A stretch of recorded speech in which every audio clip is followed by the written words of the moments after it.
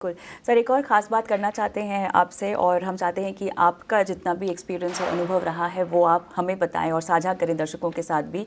रतन टाटा साहब की पहली पुण्यतिथि है जी। कॉर्पोरेट जगत का ऐसा नाम, मेरे ख्याल से ऐसी शख्सियत जो आप शायद ही हम देख पाएँ।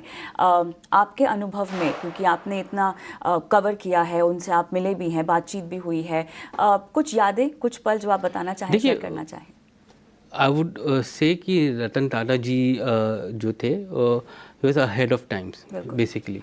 मीन्स जब उन्होंने टेक ओवर किया तो एक तरह से एग्रेशन जो टाटा ग्रुप को कहा जाता था, तब मैं जर्नलिज्म में आया तो ये शेयर होल्डर्स के लिए रिटर्न नहीं जनरेट करता।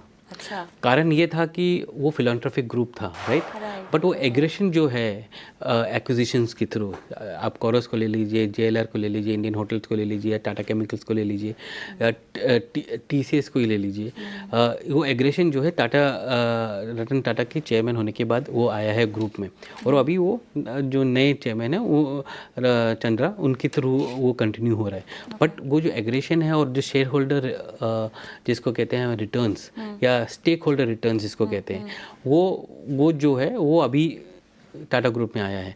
और वो एक इम्पॉर्टेंट चीज़ है, बिकॉज एट द एंड अगर आप कोई भी ग्रुप को आगे बढ़ना है और नेक्स्ट लेवल पे जाना है तो उसको मार्केट से पैसे तो उठाने ही पड़ेंगे। तो मार्केट से पैसे उठाने पड़ेंगे तो उसको दिखाना पड़ेगा रिटर्न्स क्या है शेयर होल्डर्स के लिए।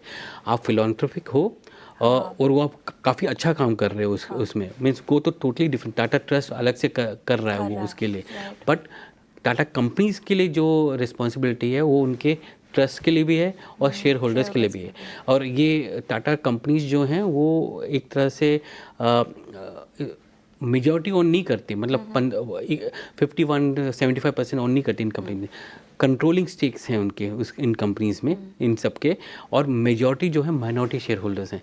तो उनके लिए वो काफ़ी इम्पॉर्टेंट है। सो वो जो स्टेक होल्डर जो इंटरेक्शन है या स्टेक होल्डर रिटर्न्स है, वो फोकस जो है वो आया है मार्केट के पॉइंट ऑफ व्यू से।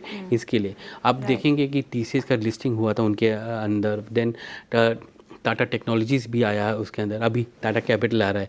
तो और आगे जाके हम देखेंगे उनकी जो न्यू टेक्नोलॉजी कंपनीज है, टाटा इलेक्ट्रॉनिक्स हो गया या सेमीकंडक्टर हो गया या बैटरी हो गया, ये सब के सब अगले 5 से 10 साल में ये सब मार्केट में आएंगे।